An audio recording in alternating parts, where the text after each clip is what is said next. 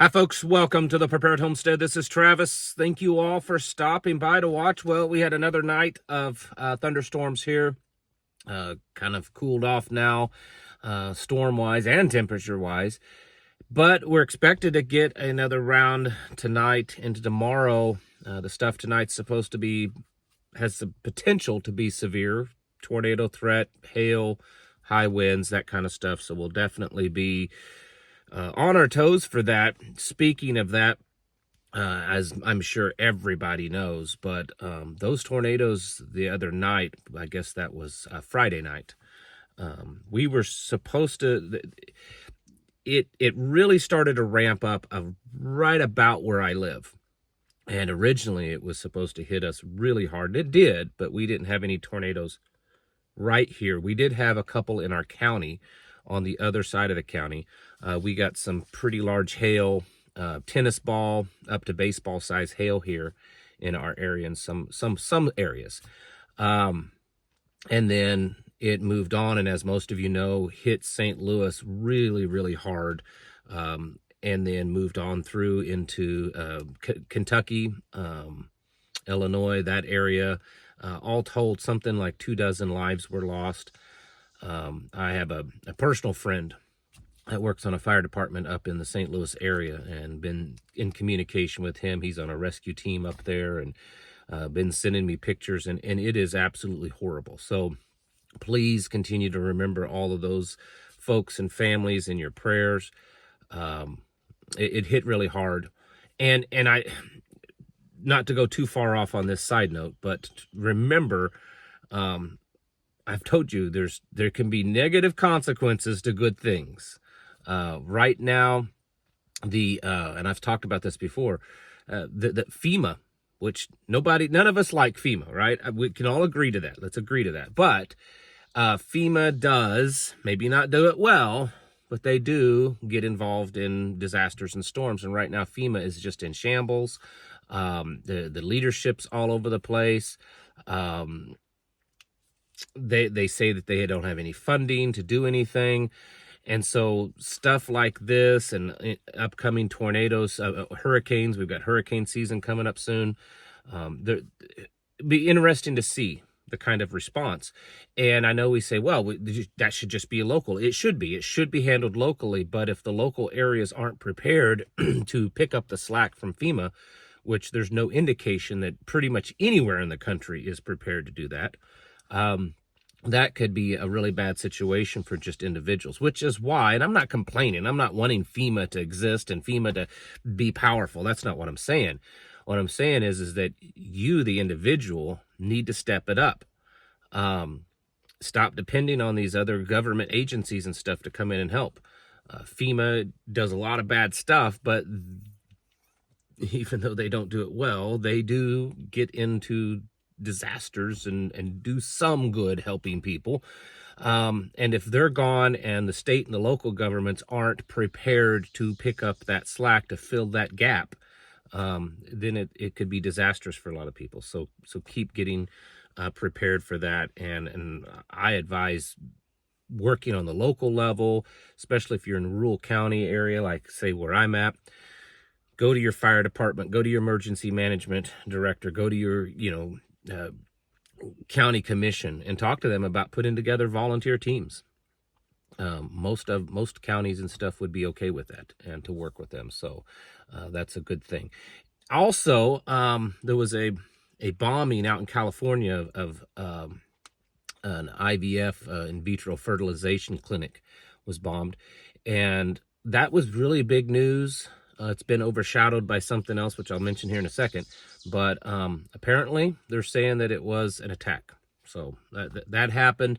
And then the thing that's dominating the news cycle yesterday into today is this Mexican ship. If you didn't hear, a Mexican sailing ship ran into the Brooklyn Bridge. The bridge is probably okay. I mean, I haven't seen any definitive reports on the actual structure of the bridge, but watching the video, I can't imagine the bridge taking too much damage. But it was the masts of the sail, an old sailing ship. Several people were injured. There was some water rescue attempts because people fell off into the... You'd have to watch the video to understand. But man, that one is really dominating the news. Some people believe it's some type of, distraction, purposeful event type of thing, and maybe it is. Most things are. So those are the big things that's happening. But just as another reminder for those of you that live in areas where these storms are kind of picking up and hitting, today and then tomorrow, be prepared. The stuff that we saw just happen in St. Louis a couple of days ago, that should be a reminder to you. And I tell you all the time, you can prepare all you want for, the big cataclysmic events, but it's a lot of times storms and just natural things that'll set you back in an awful way, flooding and tornadoes and hurricanes and stuff like that. So you should have a very serious preparedness plan for that kind of stuff. This Middle Eastern stuff, I'm hesitant to just say what I think, because I know what I think is probably, it's just filled with just opinion and very little fact, and I don't like going down that road. I know that on the surface it looks like that Trump went to the Middle East to try to work out peace deals and stuff, but honestly, we've never been that at odds with Saudi Arabia, Qatar, and the UAE. Those were some of our closest allies in the Middle East, and they're although they support terrorism quietly, they're not big warring nations that we really have to worry about. Working out bigger trade deals with them, I don't know that it's that big of a deal. I mean, it is, but it's not. The whole Syrian thing honestly doesn't surprise me, because the guy that's in charge of Syria now is I would say probably very much a CIA asset. So is that a big shock? Probably not. Israel and Yemen. Yemen's been lobbing missiles at Israel. Israel's been flying in bombing missions into Yemen. And then Israel has started their ground invasion, or the big ground invasion. I think it's Gideon's Chariot or whatever it is, the mission is called, into the Gaza Strip. And they say they're not getting done until it's over. Trump he had said this a few months ago, and now he's saying it much more serious, that they're wanting to relocate 1 million Gazans. Says that they've already been on the phone with Libya, and they're going to be sending 1 million Gazans there, and that Trump wants to go in and take over. And there are some Middle Eastern countries that are now showing support of that. The UAE, of course, it's the ones that he just went to and hobnobbed with their snobs and stuff. They're saying that they agree with that. So it looks to be an increasing chance that the United States will take over governing, I guess, of the Gaza Strip. How is that going to work? How's that going to look? I mean, if we do that, we're going to have to police it. We're going to have boots on the ground, right? So that's an interesting one. How will that work with Israel? Israel says they want it. They don't want the United States being in charge of it. So there's issues there. The whole Iranian thing doesn't seem to be gone just yet. Trump administration said that they sent a letter to Iran stating what the stipulations for peace with them would be, and that Iran has to dismantle its nuclear capabilities. At first, Iran said they didn't receive that. Now they're saying that they're not dismantling their weapons systems and their nuclear systems. And now they're saying, well, why don't you let us? Because part of the trip that Trump took in the Middle East with Qatar and the Saudi Arabian stuff was to officially say that the United States is going to help them develop nuclear technology. And so now Iran is saying, well, why don't you let us keep our nukes and then go down there to Saudi Arabia and Qatar and teach them how to build them too. So in other words, if this plays out the way it's starting to look, not only will Iran keep its nuclear technology, but now we're going to be spreading around to even more countries in the Middle East, countries that have a history of supporting terrorism. more countries that have a history of supporting terrorism. So I don't know that that's necessarily a good thing. I think a lot of it was just a big show, and you can disagree all you want. I understand it's, they're bragging about the president bringing back trillions of dollars in business deals to the United States. Those are over a period of many years, a decade or so. So it's not like all that money's being brought in at once.